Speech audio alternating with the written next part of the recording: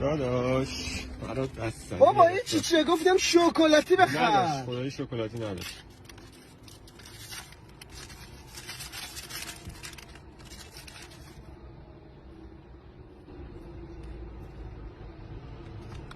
Oh, so good.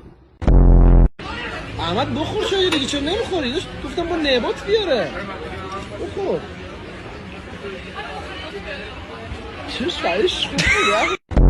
داشتم میگم اصالتا بچه کجایی؟ ما داشت بچه تهرانیم.